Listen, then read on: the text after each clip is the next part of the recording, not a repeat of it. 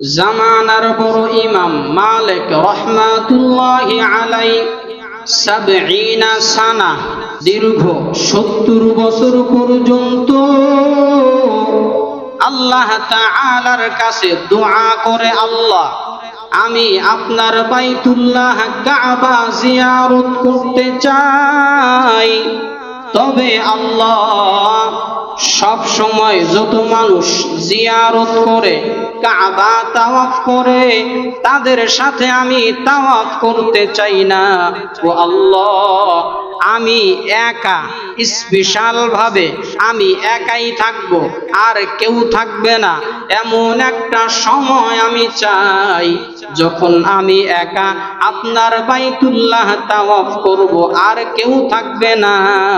দীর্ঘ 70 বছর পর্যন্ত ইমাম মালিক রহমাতুল্লাহি আলাইহি এই দোয়া করতেছেন, চেষ্টা করতেছেন, সুযোগ হয় না।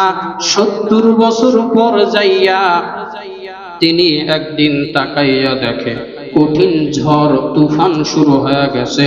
সমস্ত মানুষগুলি বৃষ্টি থেকে বাঁচার জন্য যার যার ঘরে অবস্থান নিয়েছে। বাইতুল্লাহ একেবারে খালি, বৃষ্টি পড়তেছে, কেউ নাই। তিনি এবার এটাকে সুযোগ মনে করে দৌড়াইয়া বাইতুল্লাহর তাওয়াফ করার জন্য হাজির হয়ে যায়। ইমাম মালিক রহমাতুল্লাহি আলাইহি যখন বৃষ্টির ভিতরে তাওয়াফের জন্য হাজির হয়, ওখানে গিয়া তাকাইয়া দেখতেছে, তিনি মনে করতেছিল আমি ছাড়া আর কেউ নাই। কিন্তু তাকাইয়া দেখে ওই বাইতুল্লাহর চতুর্দিকে বিশাল বড় একটা সাপ বাইতুল্লাহকে জড়াইয়া রাখছে। সুবহানাল্লাহ। আল্লাহ তাআলাকে ডাক দিয়া বলতেছেন, ও দয়ার মালিক, আমি আপনার কাছে দীর্ঘ 70 বছর পর্যন্ত একা তাওয়াফ করার সুযোগ চাইলাম, সুযোগ দিলেন, কিন্তু মানুষ নাই। অন্য একটা প্রাণী সাপ দেখতে পাইলাম। ব্যাপারটা কি?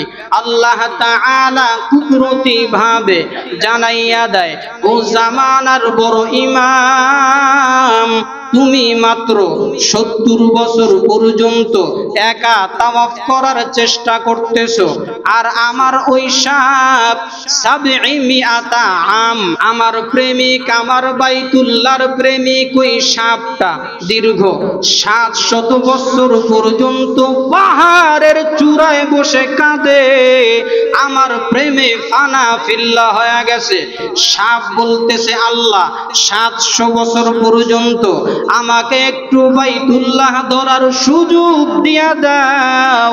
আমি আল্লাহ তাআলা সাপের দোয়া কবুল করলাম, একটা তুফান ঝড় দিয়া দিলাম, কারণ মানুষ থাকলে তো সাপ আসতে পারবে না। আমি আল্লাহ মানুষগুলি খাদাইয়া আমার মোহাব্বত ভালোবাসার বাইতুল্লাহর প্রেমিক সাপটাকে আমি আল্লাহ তাওয়াফের সুযোগ দিয়া দিলাম। তুমি কাঁদো 70 বছর, আর সে কাঁদে 700 বছর বলে। সুবহানাল্লাহ। তাহলে একটা প্রাণী, অন্য জাতি সাপ, তার ভিতরও বাইতুল্লাহর প্রেম, ভালোবাসা, মোহাব্বত নিয়ত থাকার কারণে আল্লাহ তাকেও সুযোগ দিয়া দিছে। তাহলে আপনি আর আমি তো হলাম মানুষ। আমরা যদি সেই মোহাব্বত আর প্রেম, ভালোবাসা, নিয়ত খাঁটি থাকে, আমরা কেন পারবো না? ওই যে ঢাকার রিক্সাওয়ালা রিক্সায় পেটেল দেয় আর গুনগুন করে মক্কার গান গায়, নবীর গান গায়। বড়লোক প্যাসেঞ্জার তার রিক্সায় উঠছে, বলে ভাই তুমি কি বলতেছো? বলে মক্কা মদিনা যাওয়ার বড় শখ। বলে ঠিক আছে, আগামী বছর তুমি আমার সাথে হজে যাবা। সুবহানাল্লাহ।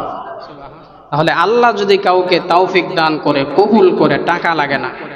আল্লাহ এমনি কখন কিভাবে নিয়ে যাবে আপনি টেরও পাবেন না। এজন্য আশা, মোহাব্বত। এজন্য নবী বলেন বাইতুল্লাহর মোহাব্বত অন্তরে রাখা, সেটাও কি ঈমানের একটা অংশ। সর্বশেষ ইসলামিক ভিডিও সবার আগে পেতে আল হাদি মিডিয়া সাবস্ক্রাইব করে পাশে থাকা বেল আইকনটি ক্লিক করুন। ধন্যবাদ।